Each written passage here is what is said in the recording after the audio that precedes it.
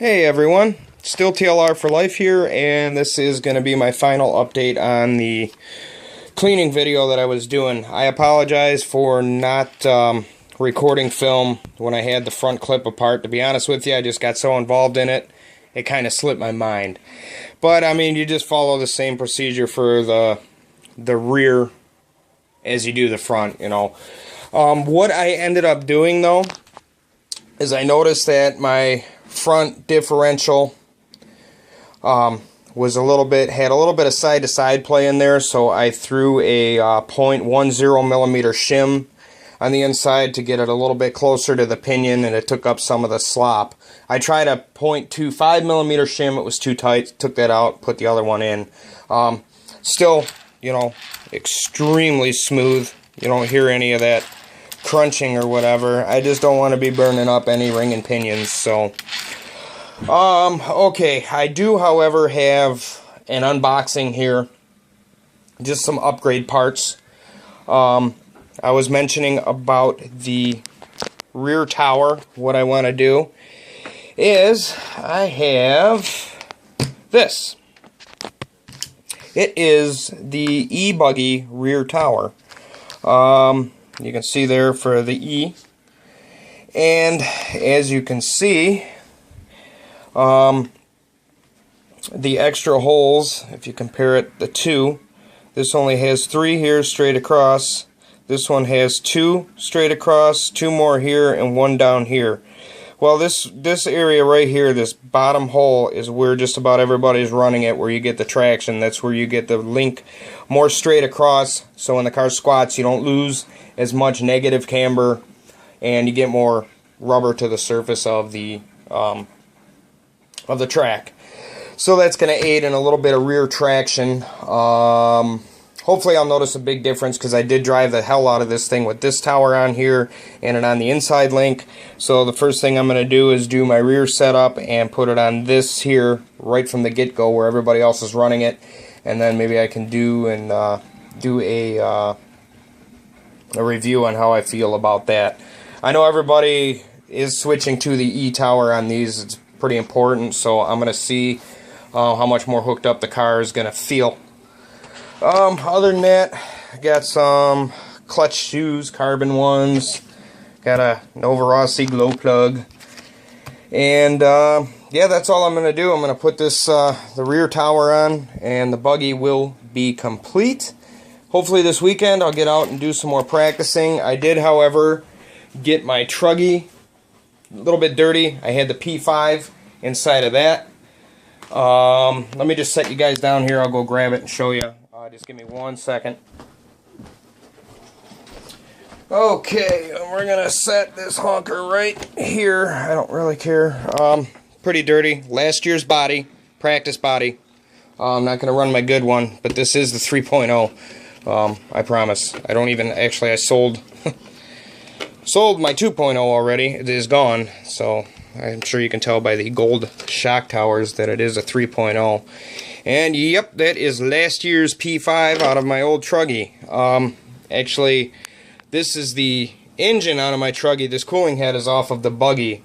I gave Matthew Discovery 1 my better cooling head, but the engine that had better pinch I gave to him so it lasts longer. I just didn't trust this thing, and you can tell it is on its way out, so I'm glad I didn't ship that his way.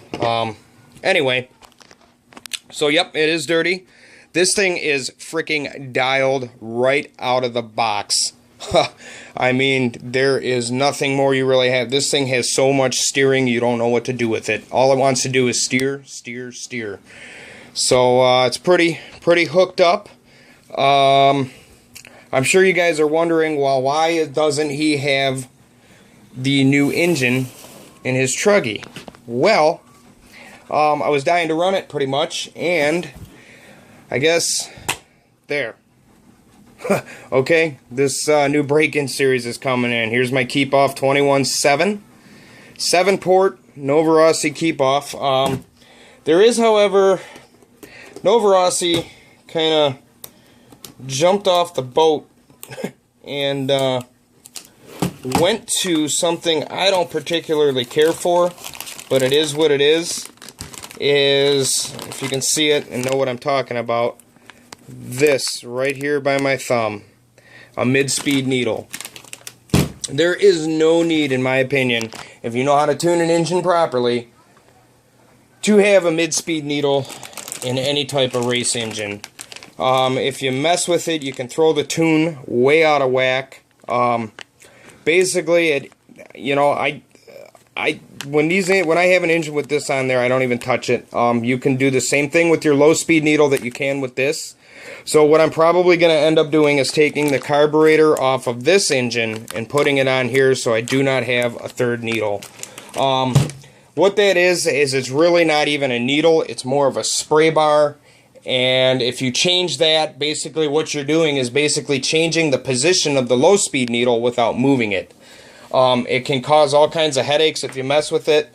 Even the pro drivers, they don't tend to mess with it. You can, it's supposed to give it a more stable of an idle, but I don't ever have an issue of my engines idling or any type of low-speed takeoff.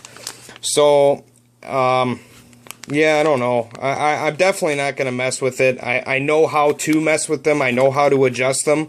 No, I am definitely not going to do a video on tuning the low or the mid-speed needle. Not going to do it. There is way too many variables involved with the 3-needle carburetor. My advice to everybody is going to be the same thing as the pros. Just set it, set your engine up and tune it like it isn't even there. Okay? Because when you turn it a certain amount of distance, you may be blocking off your low speed completely and the engine will not idle. There is a certain way to tune those, and I honestly don't even recommend it. So there is no way I'm not even going to give anybody advice if you ask me about a 3-needle carburetor, because it is too hard to explain.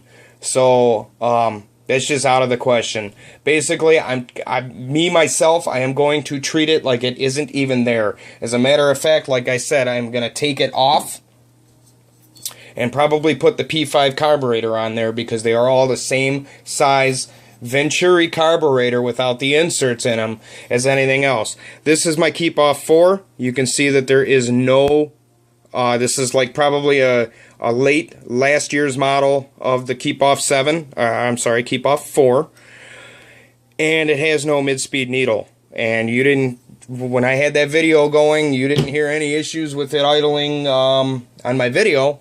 So, like I said, I'm going to tune it with that, and then I'm going to switch the carburetors if I don't like it, because I just don't like the fact that it is there. A lot of guys sit there and they see another needle and the engine won't run right, and they start messing with it, and all of a sudden the engine doesn't run at all. So, I don't recommend even touching it. Anyways, guys, I'm not cleaning this yet because I am nowhere near done practicing. The rear differential is still tight. It is starting to loosen up a little bit, but on average it's about a gallon before the rear differential is broken in. So we're gonna leave that be for now. I'll probably just spray it off, spray it off with compressed air, change the air filter, and do some more running this weekend if it's gonna be nice. So again, my break-in video number 2 is hopefully going to be coming up if I can find somebody to record for me. I'll break it in and run it with this carburetor on here, and if I decide that Novorossi didn't set this carburetor up right, I may just swap it out and say the hell with that third mid-speed whatever needle. Spray bar is actually what it is. I don't want anything to do with it, to be honest with you. It kind of disappoints me, but Novorossi's quality is second to none anyway, so just going to roll with it and see what happens. I've thought about in the past, or whatever, I'm sure some people have thought about it too, is to epoxy over this so you can't even mess with it. If you take the needle assembly off, like if you mess with that and it isn't right, there's a way to do it. You got to look down the feed hole of the high-speed needle. You have to take the assembly off. You can look down there, and then you can see your opening. You have to line that up. When it's set at the factory like this, that needle's basically bypassed, and you're only relying off of the low-speed needle and high-speed needle. The mid-speed needle isn't even coming into play because it is fully open. Enough about that crap. Basically, what I'm doing here... Oh, I had to replace 2 more bearings. Just the outer... Actually, the outer bearings had to be replaced. The inner bearings on the outside were fine, and so were the ring and pinion, the differential case bearings were fine for the pinion. So I tried blasting them out and cleaning them. Didn't work. They were still rough. I just pitched them in the garbage. No nonsense. I don't even care about that. Got to get another aluminum set of clutch shoes, and then I'll have some backups. But I've got more clutches built than I know what to do with now, so I'll be good for probably the whole season and then some. So the next race, actual race, isn't till May 31st. I think I was already telling you guys that. So it's just going to be a whole crap load of practice and maintenance on the track until we get to race again at the Michigan State Championship Series, and then again at the track in Carleton, Michigan. So, alright, that's the end of this video, guys. I am going to finish putting this together and get my break-in bench all set up, and we will talk to you guys. Hopefully this weekend I can do a couple runs of the keep off 7, and we'll take it from there. Thanks again, guys. Long update. Very sorry. Have a good weekend. I hope everybody had a good rest of the week, not weekend, and I hope everybody had a good Easter. Thank you.